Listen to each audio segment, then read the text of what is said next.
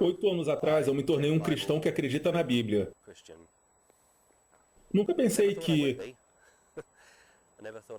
Nunca pensei que me veria pregando nas ruas, nunca pensei que me veria distribuindo folhetos, nunca pensei que me veria fazendo um trabalho de apologética, nunca pensei que me veria defendendo algo tão impopular na Grã-Bretanha pós-cristã.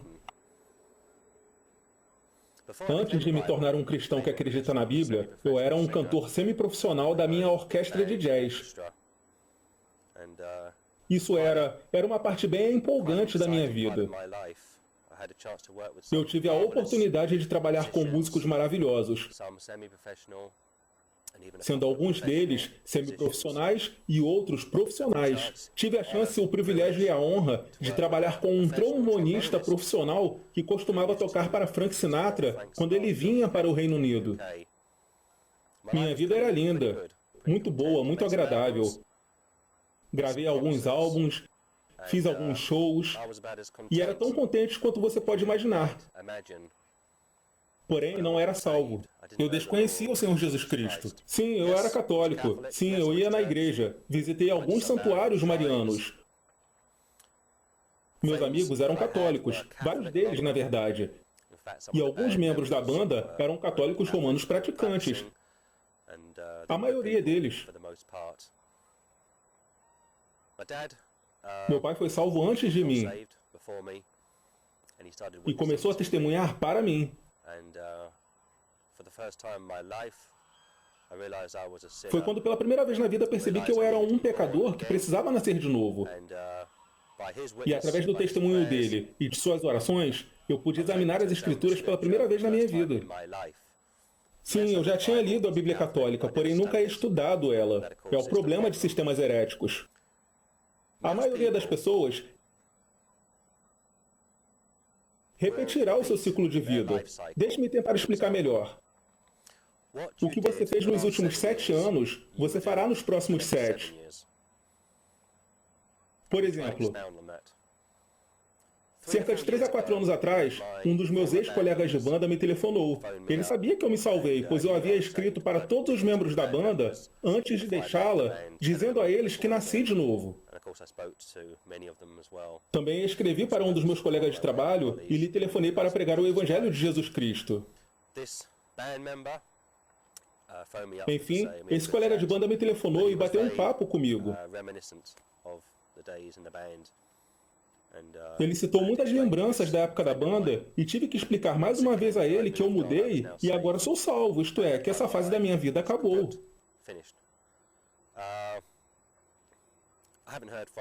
Nunca mais tive notícia dele, o que obviamente não é surpresa, pois quando você nasce de novo, sua antiga turma logo te deixa. Algo que eu deveria ter feito e admito que não fiz é orar por essas pessoas sem cessar. Assim que me salvei, eu fiz uma lista de oração e coloquei 100 nomes nessa lista de oração. E poderia ter colocado mais alguns nomes. Enfim, esse meu amigo não mudou. Na verdade, ninguém com quem trabalhei na minha carreira musical e na minha carreira profissional mudou.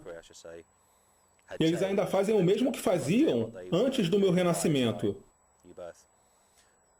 A maioria das pessoas, conforme eu te disse, repetirá o seu ciclo. Por exemplo, digamos que você tenha um casamento feliz há mais de 7 anos. Então, as chances são de que nos próximos 7 anos você repita esse ciclo. Digamos que você seja obeso ou anoréxico. As chances são de que você será o mesmo daqui a 7 anos. Só quando você nasce de novo é que o Senhor lhe dá essa nova vida. Não digo que você não possa ser transformado, que não possa mudar mediante outra via. Muitos não cristãos já conseguiram isso, e eu aceito. Contudo, a maioria das pessoas, no caso da maioria esmagadora das pessoas, eu sei que suas vidas não mudaram. Elas são as mesmas que eram antes de eu me tornar cristão. A Bíblia diz que há um caminho que ao homem parece direito, mas o fim dele são os caminhos da morte.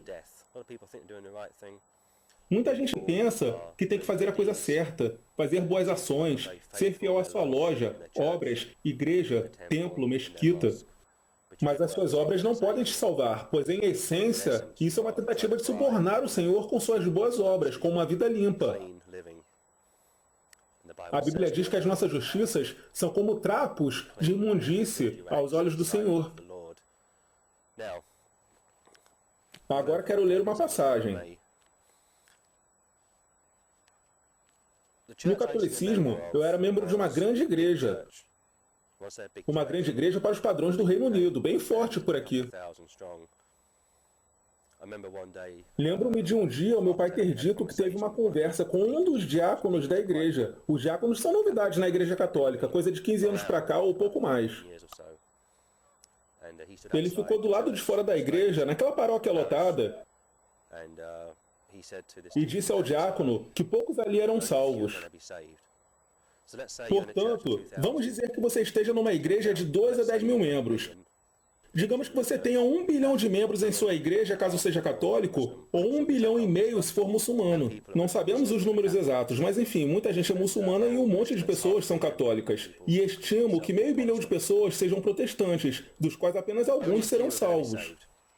Ok, então mantendo isso em mente, vamos até Lucas 13:23. E disse-lhe um: Senhor, são poucos os que se salvam? E ele lhe respondeu: Porfiai por entrar pela porta estreita, porque eu vos digo que muitos procurarão entrar e não poderão. Isso é Jesus Cristo falando. Em João 10, o Senhor se apresenta como a porta, sendo a porta uma metáfora para a passagem que diz que há um só mediador entre Deus e os homens, Jesus Cristo. Muitos querem ser salvos. Alguém certa vez disse que todos querem ir para o céu, mas ninguém quer morrer. A maioria das pessoas quer ser salva, sejam mormons, muçulmanos, testemunhas de Jeová, hindus, católicos ou qualquer outra coisa. Mas o Senhor disse que apenas alguns serão salvos, pois muitos procurarão entrar e não poderão. Ninguém pode se salvar do jeito que quiser, você tem que passar por ele. Sua membresia de igreja, seu batismo, sua circuncisão, esses itens não vão te salvar. Se confiar nessas coisas, você cairá em perdição. Isaías 5,14. Portanto, o inferno grandemente se alargou, e se abriu a sua boca desmesuradamente, e para lá descerão o seu esplendor, e a sua multidão, e a sua pompa, e os que entre eles se alegram.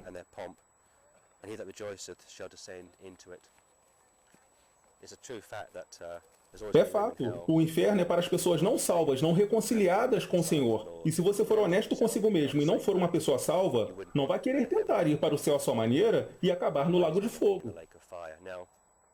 Agora, você não precisa ir para o inferno, você pode se arrepender, o que significa mudar de ideia, parar de ser agnóstico, parar de tentar se justificar e decidir crer no Senhor Jesus Cristo como eu fiz há 8 anos.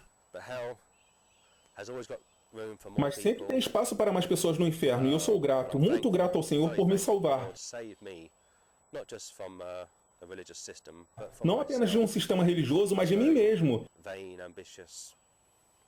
que era vaidoso, ambicioso, religioso, hipócrita.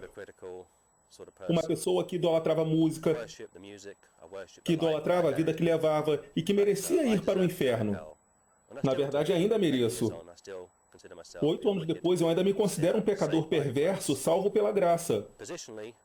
Posicionalmente, eu sou justo e perfeito aos olhos de Deus, mas no meu cotidiano eu oscilo. De vez em quando eu oscilo, assim como o cristão que me ouve, caso ele seja honesto para admitir.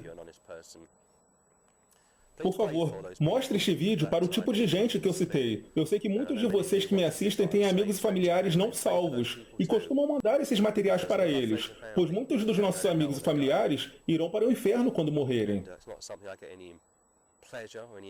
E não tenho qualquer prazer ou satisfação ao falar sobre o que a Bíblia diz acerca dos que não serão salvos.